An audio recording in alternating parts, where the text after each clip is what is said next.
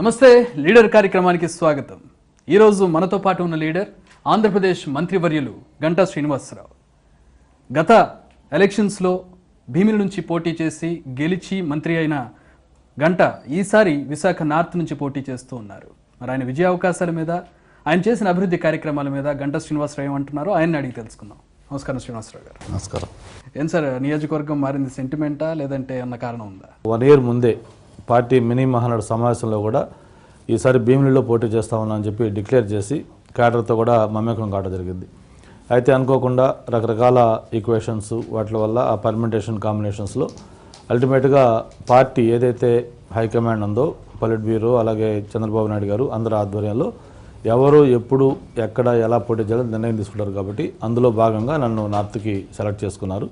నా వ్యక్తిగత కోరిక అయితే భీమిలి, కానీ పార్టీ నిర్ణయం నార్త్ కాన్స్టిట్యూన్సీ చేయమన్నారు. సో మంత్రిగా బాధ్యతలు తీసుకున్న తర్వాత మీ కాన్స్టిట్యున్సీ కంటే ఇప్పుడు ఉన్నటువంటి కాన్స్టిట్యున్సీలో ఎట్లాంటి అభివృద్ధి చేశారు? ఇప్పుడు నార్త్కి ఏ విధమైనటువంటి హామీలతో వెళ్తున్నారు? కొత్తగా ఏర్పడ్డ రాష్ట్రం, ఒక అసెంబ్లీ భవనం లేకుండా, ఒక సెక్రటేరియట్ లేకుండా, ఒక రాజధాని లేకుండా, చివరికి ముఖ్యమంత్రి గారు కూర్చోవడం కుర్చీ కూడా లేకుండా 17,000 కోట్లు లోడ్ బడ్జెట్తో స్టార్ట్ అయిన రాష్ట్రంలో ఎటువంటి అభివృద్ధి కార్యక్రమాలు చేశామంటే ఏ గ్రామంలోకి వెళ్ళినా, ఏ వార్డులోకి వెళ్ళినా మేము ఈ కార్యక్రమం చేసాం, మేము ఈ రోడ్లు వేసాం, ఈ కాలువలు చేసి తవ్వించాం, లేకపోతే ఈ బిల్డింగ్లు కట్టించాం, లేకపోతే ఇక్కడ పార్క్ డెవలప్ చేసాం అని చెప్పుకోవడానికి కోట్ల రూపాయల పనులు ఒక్కొక్క కాన్స్టిట్యూన్సీలో జరిగాయి. మరోపక్క సంక్షేమ కార్యక్రమాలు 200 రూపాయల పెన్షన్ 2,000 రూపాయలు చేసిన, ఒక ఆడపడుచులకి 10,000 రూపాయల పసుపు కుంకుమ ఇచ్చిన, రైతులకు సుఖీభావ కింద వాళ్ళకి ఇది ఇచ్చిన, లేకపోతే నిరుద్యోగ యువతకి మన ఇది ఇస్తుంది వృత్తి ఇచ్చిన, ఇవన్నీ కూడా ప్రజల్లో బలంగా నాటుకున్నాయి, నేరుగా బెనిఫిట్ ఇచ్చారాయి. ఇక్కడ పార్టీలు చూడలేదు, గ్రూపులు చూడలేదు, వర్గాలు చూడట్లేదు, మిడిల్ మెన్ లేరు, కమిషన్ లేవు. ఎవరైతే ప్రభుత్వ నామ్స్ ప్రకారం ఆ అర్హత ఉందో వాళ్ళకి నేరుగా ఆ పథకాల యొక్క ప్రయోజనం అందజేయడం జరిగింది. ఇప్పుడు మీరు విశాఖ నార్త్కు వెళ్తున్నారు, ఏ హామీలతో వెళ్తున్నారు ప్రజల్లోకి? నేను గత 20 సంవత్సరాలుగా మొట్టమొదటిసారిగా అనకాపల్లి ఎంపీగా చేసిన, తర్వాత 2 సార్లు రూరల్ ఎమ్మెల్యే చేసిన, 3వసారి భీమిలి ఎమ్మెల్యే చేసిన, 2 సార్లు మంత్రిగా చేసినా కూడా మొట్టమొదటి నుంచి కూడా నా పూర్తి పట్టు విశాఖ నగరం పైన ఉంది.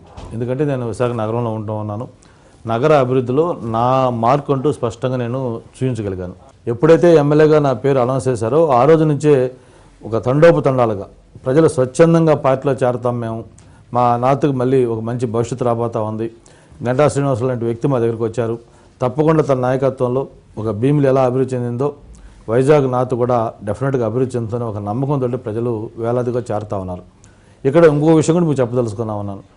వైజాగ్ నార్త్ కాన్స్టిట్యున్సీ అనేది ఒక చిన్న కాంపాక్ట్ కాన్స్టిట్యున్సీ, ఒక 3 కిలోమీటర్ రేడియస్లో ఉన్న చిన్న constituency, but thickly populated. It's almost చెప్పాలంటే ఒక కాంక్రీట్ జంగిల్ లాగా తయారైంది. అంతేకాకుండా అది యూనిటీ ఇన్ డైవర్సిటీ చెప్పే విధంగా అన్నీ మిక్స్ అయి ఉన్న కాన్స్టిట్యున్సీ. నాకైతే ఆల్రెడీ ఒక ఐడియా ఉంది. నేను 2 సార్లు మంత్రిగా చేసిన అనుభవం కానీ, లేకపోతే గతంలో మిగతా ప్రాంతాలు చేసిన అనుభవం కానీ, వైజాగ్ నార్త్కి ఒక కాంప్రహెన్సివ్ ప్లాన్ తీసుకొని డెవలప్ చేయాలనుకుంటా ఉన్నాం. ముఖ్యంగా స్లమ్స్ డెవలప్ చేయాలి, ప్రతి ఒక్కరు కూడా హౌసెస్ ఏర్పాటు చేయాలి. అలాగే కొన్ని ఓల్డేజీ రిటైర్డ్ పీపుల్ ఉన్నారు, వాళ్ళకి సంబంధించి కూడా కొన్ని పార్క్స్ అటు కొన్ని డెవలప్ చేయాలి. ట్రాఫిక్ సమస్య ప్రధానంగా ఉంది, అలాగే అండర్గ్రౌండ్ డ్రైనేజ్ ఉంది. ఇట్లా అన్ని సమస్యలు కూడా అడ్రస్ చేసే విధంగా మనం ఒక కాంప్రహెన్సివ్ ప్లాన్ చేసుకోవాలి. ఇప్పుడున్న సిట్టింగ్ ఎమ్మెల్యే, గతంలో మీతో కలిసి పోటీ చేసి గెలిచినటువంటి అభ్యర్థి విష్ణుకుమార్ రాజు గారు, ఆయన ఏం చేయలేదు, చాలా సమస్యలు మీరు చెబుతూ ఉన్నారు, లిస్ట్ చెబుతూ ఉన్నారు. డెఫినెట్గా రేపు ఎలక్షన్లో భారీ మెజార్టీతో గెలవబోతా ఉన్నాం.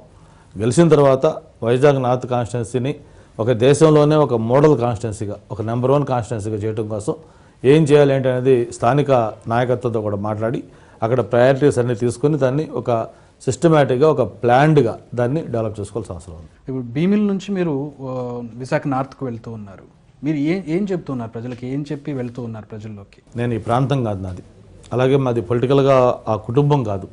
కేవలం ఒక యూనివర్సిటీస్లో చదువుకోవడానికి వచ్చి ఇక్కడ ఆంధ్ర యూనివర్సిటీలో లా చేసిన తర్వాత ఇక్కడే బిజినెస్ చేసి నేను స్థిరపడిన తర్వాత రాజకీయాల్లోకి వస్తే వాళ్ళ కుటుంబ సభ్యులు కానీ పోటీ చేస్తే ఎలాగైతే రెస్పాండ్ అవుతారో అంతకంటే ఎక్కువ రెస్పాండ్ అయ్యి కొత్తగా రాజకీయాల్లోకి వచ్చి నేరుగా ఎంపీకి పోటీ చేస్తే కేవలం 21 రోజుల్లో 60,000కు పైగా భారీ మెజార్టీతో ఎంపీకి నన్ను గెలిపించిన విశాఖ జిల్లా ప్రజలు.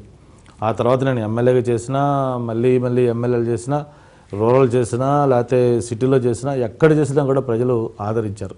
ఏ ప్రాంతానికి వెళ్తే ఆ ప్రాంతం వాళ్ళు నన్ను ఓన్ చేసుకున్నారు. మరి వాళ్ళకి ఎన్ని జన్మలెత్తినా కూడా రుణం తీర్చుకోలేని పరిస్థితి నాకు. అందుకే నేను భీమిలిలో పోటీ చేసి ఈసారి నాతు పోటీ చేస్తానన్నా కూడా నన్నేం కొత్తగా నాతుకి ఎవరైనా అనుకోవట్లా. ఒక ఎంపీ కావచ్చు, ఎమ్మెల్యే కావచ్చు, సిటీ కావచ్చు, రూరల్ కావచ్చు, ఎక్కడ మనం పోటీ చేసినా కూడా వాళ్ళు దానికి యాక్సెప్టెన్స్ చేసి మనల్ని ఆశీర్వదిస్తూ ఉన్నారు. డెఫినెట్గా దానికి ఎన్ని జన్మలెత్తినా కూడా విశాఖ జిల్లా ప్రజల రుణం మాత్రం తీర్చుకోలేదని నాకు భావిస్తా ఉన్నాను. Right, as a ambassador of Vizag మీరు మంత్రిగా ఉన్నారు. మంత్రిగా రాష్ట్రం మొత్తం చూసుకోవాలి, మరో పక్క మీ విశాఖను చూసుకోవాలి. ఎట్లా బ్యాలెన్స్ చేసుకుంటారు? ఎప్పుడు కూడా అందుబాటులో ఉంటారని పేరుంది మీకు. టైం మేనేజ్మెంట్ చాలా ఇంపార్టెంట్. దాన్ని నేను కరెక్ట్గా మేనేజ్ చేసుకుంటా ఉన్నాను.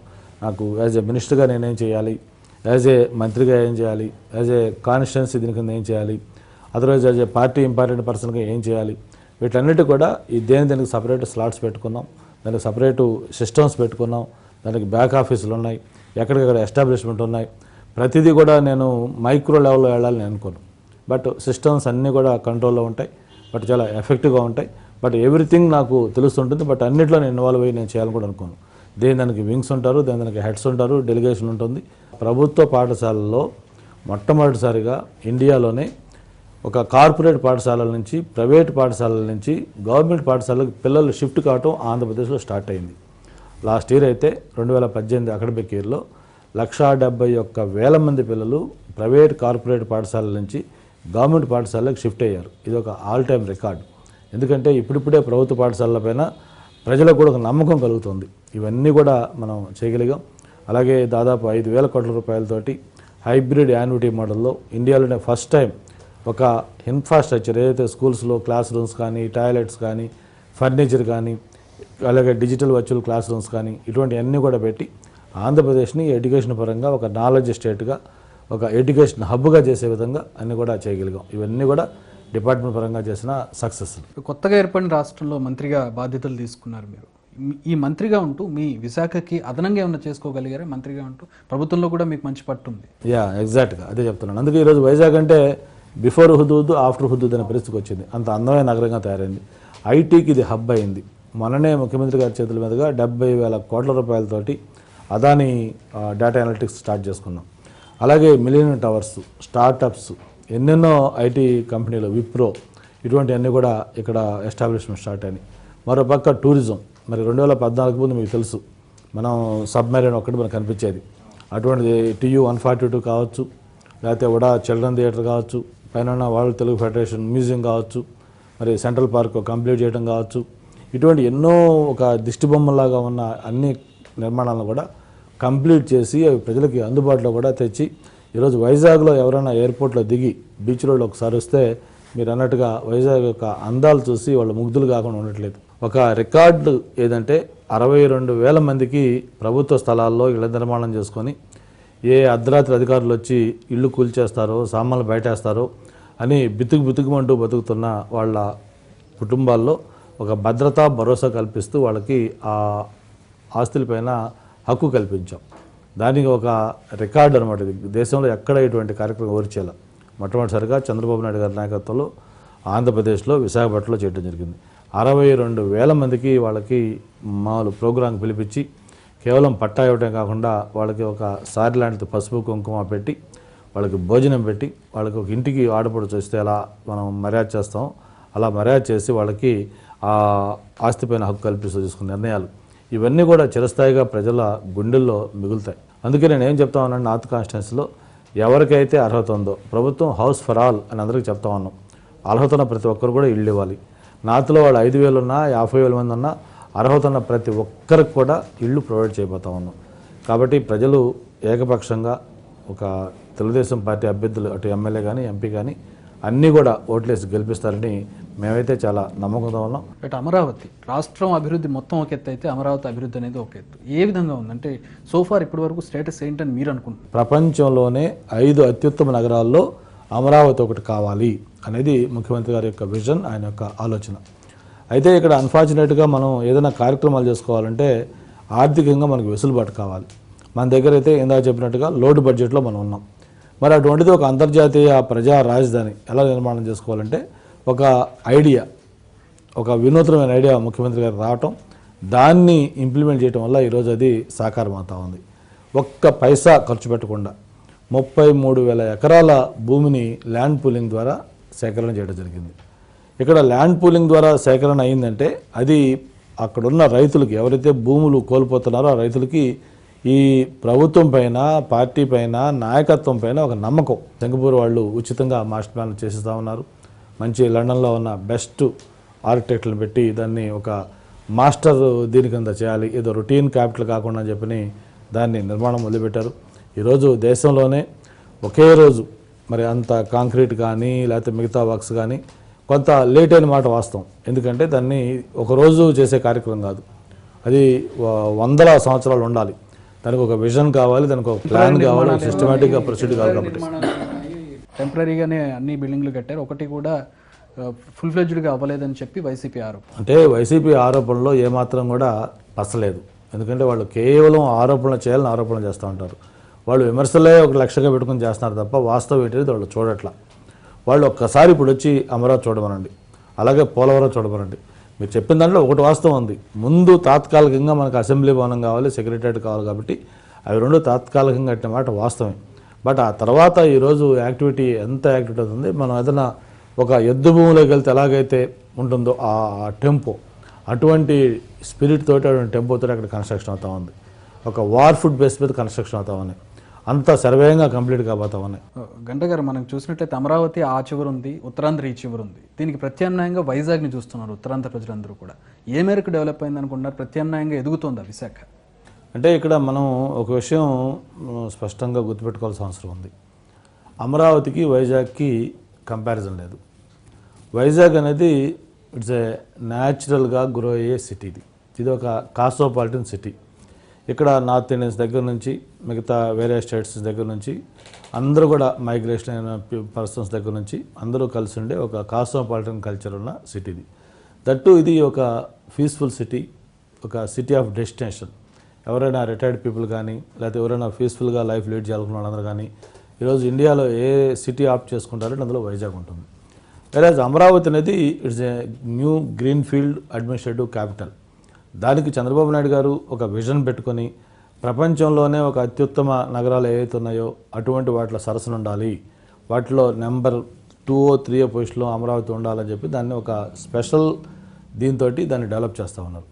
అందుకని దానికి మనం కంపేర్ చేయడానికి వెళ్ళదు. వైజాగ్ గ్రోత్ అనేది న్యాచురల్ గ్రోత్. దానికి మన చంద్రబాబు నాయుడు గారు లాంటి ఒక అడ్మినిస్ట్రేషన్ ఉన్న కెపాసిటీ ఉన్న వ్యక్తి వచ్చారు కాబట్టి, ఫోకస్ పెట్టారు కాబట్టి ఈరోజు స్మార్ట్ సిటీగా ఈరోజు అన్ని రంగాల్లో కూడా ఒక నేషనల్ లెవెల్లో కాదు ఇంటర్నేషనల్ లెవెల్లో కూడా సిటీకి ఒక గుర్తింపు వచ్చింది. ఆ విధంగా దానికి డెవలప్ చేసుకుంటా ఉన్నాం. రైట్. ఇక రాజకీయంగా చూసినట్లయితే విశాఖ అనేది మొత్తం రాష్ట్రం అంతా ఒక ఎత్తు అయితే విశాఖ రాజకీయాన్ని ఒక ఎత్తుగా చూస్తున్నటువంటి పరిస్థితి. ఎట్లా ఉంది అనుకోండి రాజకీయ ముఖ చిత్రం విశాఖలో? మాకైతే ఈసారి ఎన్నికల్లో 175 అసెంబ్లీ కాన్స్టిట్యున్సీల్లో అరౌండ్ 150 సీట్స్తో ఖచ్చితంగా చంద్రబాబు నాయుడు ముఖ్యమంత్రి అవుతారని మేము ఆశిస్తూ ఉన్నాం. ఎక్కడన్నా 1-2 జిల్లాల్లో కొంచెం టఫ్ ఫైట్ ఉంది, కానీ వైజాగ్లో అయితే మొత్తం ఎలక్షన్ అనేది వన్ సైడ్గా ఉండబోతుంది. ఒక పక్క వెల్ఫేర్ చెప్పాను, దేశంలో 111 రకాల సంక్షేమ కార్యక్రమాలు, లోటు బడ్జెట్లో ఉన్నా కూడా దాదాపు 24,000 కోట్ల రుణమాఫీ, డ్వాక్రా మహిళలకి సాయం కావచ్చు, లేకపోతే పెన్షన్ల పెంపు కావచ్చు. 2014 200 రూపాయల పెన్షన్, ఈరోజు 2,000 రూపాయలు ఇస్తూ ఉన్నాం. అప్పుడు 3 రకాల పెన్షన్లు, ఇప్పుడు మొత్తం 13 రకాల పెన్షన్లు ఇస్తూ ఉన్నాం. ఇట్లా ప్రతి స్టేజ్లో ఫీజు రియంబర్స్మెంట్, చంద్రన్న బీమా, ఎలక్షన్ల మేనిఫెస్టోలో ఏదైతే పెట్టామో పెట్టిన ప్రతి అంశాన్ని కూడా ఒక్క అక్షరం పొల్లుపోకుండా 100% అమలు చేసాం. ఎలక్షన్ల మేనిఫెస్టోలో పెట్టినవి కూడా చాలా చేస్తూ ఉన్నాం. ఇప్పుడు చంద్రన్న బీమా చెప్పాం, అది మేనిఫెస్టోలో లేదు. అన్న క్యాంటీన్లు ఉన్నాయి, అది మేనిఫెస్టోలో లేదు. ఈరోజు చంద్రన్న పెళ్లి కానుక ఇస్తూ ఉన్నాం, అది మేనిఫెస్టోలో లేదు.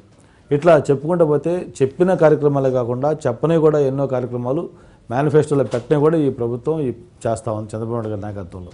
అందుకే వైజాగ్ 15 అసెంబ్లీ కాన్స్టిట్యున్సీలు, 2 పార్లమెంట్లు ఉన్నాయి. అలాగే ఈ మొత్తం రేపు జరిగే ఎన్నికల్లో పార్లమెంట్ స్థానాలతో పాటు ఎమ్మెల్యే స్థానాలు కూడా అన్నీ కైవసం చేసుకుంటారు నమ్మకం మాకుంది. కీలకమైన వ్యక్తులు వైజాగ్ నుంచి పోటీ, గాజువాక నుంచి పవన్ కళ్యాణ్ జనసేన అధినేత, ఎంపీ విశాఖ ఎంపీ నుంచి పురంధరేశ్వరి పోటీ చేస్తున్నారు. ఎట్లా ఉంటుంది అనుకుంటా ప్రభావం?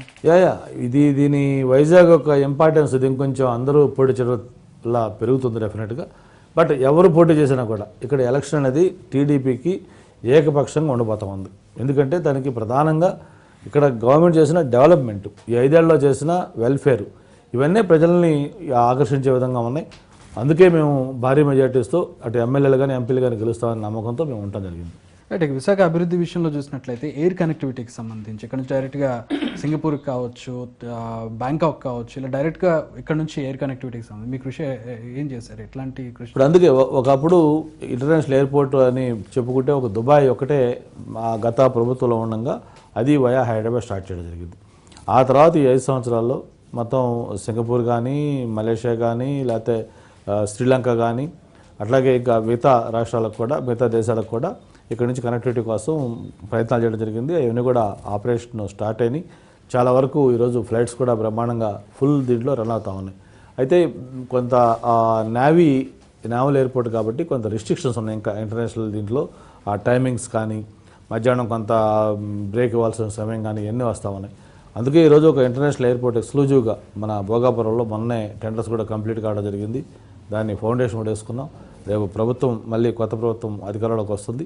మళ్ళీ చంద్రబాబు నాయుడు నాయకత్వంలో దాన్ని ఎలాగైతే శంషాబాద్ ఎయిర్పోర్ట్ డెవలప్ చేసుకొని ఈరోజు శంషాబాద్ ఎయిర్పోర్ట్ ఆ గ్రేడ్లో నెంబర్ 1 ఎయిర్పోర్ట్గా తయారు చేసుకున్నాము. తప్పకుండా మళ్ళీ రేపు భోగాపురం ఎయిర్పోర్ట్ కూడా మళ్ళీ ఆ గ్రేడ్లో దాన్ని highest turn over, traffic, passengers ఉండే విధంగా డెవలప్ చేసుకుంటామని చెప్పి కూడా తెలియజేసుకుంటూ, మరి దాదాపు 2500 ఎకరాలు భూసేకరణ కూడా పూర్తి అయింది. మొన్న ఒక నెల క్రితం ఎన్నికలకు ముందు నోటిఫికేషన్ ముందే దాన్ని ఫౌండేషన్ కూడా వేయడం జరిగింది. దాన్ని ఒక మంచి అంతర్జాతీయ స్థాయి లెవెల్లో ఉండే అంతర్జాతీయ విమానాశ్రయంగా డెవలప్ చేయాలని కూడా ప్లాన్ చేస్తున్నాను. రైట్. రాజకీయ విషయానికి వచ్చినట్లయితే గతంలో మీరు జనసేన బీజేపీతో కలిసి పోటీ చేశారు. ఈసారి విడివిడిగా పోటీ చేసినటువంటి పరిస్థితి. వైసీపీ అంటుంది జనసేన ఓటు జనసేనకి వెళ్ళిపోతుంది, వైసీపీకి పడాల్సిన ఓటు పడితే చాలు, వైసీపీ ప్రభుత్వం ఏర్పాటు చేస్తుంది, సీట్లు వస్తాయి మాకు. ఏంటి మీ విశ్లేషణ ఏంటి? ప్రజలు అమాయకులు కాదు, వాళ్ళు అన్నీ కూడా గమనిస్తారు. ఒక 40 ఏళ్ళ అనుభవం ఉండి కష్టాలని కూడా అధిగమించి రాష్ట్రాన్ని ముందుకు తీసుకెళ్తున్న వ్యక్తిగా, ఒక అనుభవం వ్యక్తిగా ఈ రాష్ట్ర పరిపాలన సారథ్యాలు ఆయనకి ఇస్తారు తప్ప ఒక బ్యాక్గ్రౌండ్ లేకుండా, ఒక అనుభవం లేకుండా, ఒక ట్రైనింగ్, ఒక ప్రొఫెషనల్ అంటాడు అటువంటి వ్యక్తికి ఈ రాష్ట్రంలో పరిపాలనా బాధ్యతలు అప్పచెప్తారని నేను అనుకోవట్లా. జగన్మోహన్ రెడ్డి గారు ఆశపడవచ్చు, నేనేదో పాదయాత్ర చేశాను, లేకపోతే వైసీపీకి పడ్డ ఓట్లన్నీ పడితే చాలు, బీజేపీ జనసేన దూరం అయిందని చెప్పింది. బీజేపీ జనసేన లేకముందు 2014లో లోకల్ బాడీస్లో గ్రామ సర్పంచ్లు కానీ, ఎంపీటీసీలు కానీ, మున్సిపాలిటీస్ కానీ ఇంతకంటే ఎక్కువ సీట్లతో మేము లోకల్ బాడీస్ గెలవడం జరిగింది. ఆ లోకల్ బాడీస్లో బీజేపీ లేదు, జనసేన లేదు. కాబట్టి అది ఏదో వాళ్ళకి ఒక దింపుడుకి వెళ్ళడం ఆశ. వైఎస్ఆర్ పార్టీకి జనసేన లేదు కదా, బీజేపీ లేదు కదా, మా ఓట్లు మాకు వస్తారు. వాళ్ళ ఓట్లు ఎక్కడా లేవు వాళ్ళ దగ్గర. ఆ రోజు 2014 ఎన్నికల్లో కొంత రాజశేఖర రెడ్డి చనిపోయి ఫస్ట్ ఎలక్షన్ కాబట్టి కొంత సింపతి మీద ఓట్లేశారని తప్ప ఈ 5 సంవత్సరాల్లో ఈ రాష్ట్రంలో జరిగిన అభివృద్ధి కానీ, ప్రభుత్వ పరిపాలన కానీ, ముఖ్యంగా చంద్రబాబు నాయుడు గారు ఇచ్చిన వెల్ఫేర్ స్కీమ్స్ కానీ, మరోపక్క అపోజిషన్ పార్టీగా జగన్మోహన్ రెడ్డి ఏ విధంగా ఫెయిల్ అయ్యాడో కూడా ప్రజలు చూస్తూ ఉన్నారు.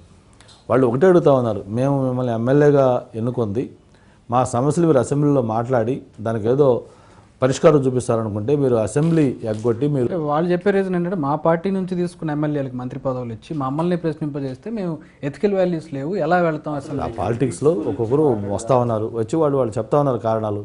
ఎందుకు బయటకు వచ్చారంటే జగన్మోహన్ రెడ్డి గారి యొక్క యాటిట్యూడ్, అలాగే ఆయన యొక్క క్రిమినల్ మెంటాలిటీ, ఆయన యొక్క అనుభవం లేని తగ్గిపోవటం. ఎవరైనా ఇప్పుడు మనందరం ఒక పడవలో ప్రయాణం చేస్తూ ఉన్నాం. పడవలో ప్రయాణం చేస్తున్నప్పుడు ఆ పడవ ప్రయాణం సేఫ్ కాదు, ఇది మనం డెస్టినేషన్ చేరము, ఆ పడవ నడిపే వ్యక్తికి అనుభవం లేదు, ఏదో టింగర్గా చేస్తూ ఉన్నాడు అని మీకు ఒక అనుమానం వచ్చినప్పుడు మీరు ఆల్టర్నేటివ్ సేఫ్ జర్నీ చూసుకుంటారు. అది తప్పులేదు. అటువంటి అట్మాస్ఫియర్ ఆయన క్రియేట్ చేశాడు. ఈ రాష్ట్రం డెవలప్ కావాలి, తన కాన్స్టిట్యూన్సీ డెవలప్ కావాలి, లేకపోతే ఇంకోటి చేయాలంటే చంద్రబాబు నాయుడు నాయకత్వంలో చారాలను ఉద్దేశిస్తూ ప్రజలు వచ్చారు, యాక్సెప్ట్ చేశారు ఎమ్మెల్యేలు, అంతే తప్ప. కానీ ఈరోజు ఇటు నుంచి అటు వెళ్తున్నటువంటి పరిస్థితి, హైదరాబాద్లో చేరికలు మీరు చూస్తూనే ఉన్నారు, టీడీపీ నుంచి వైసీపీలో చేరుతారు, దాన్ని ఎట్లా చూడాలి?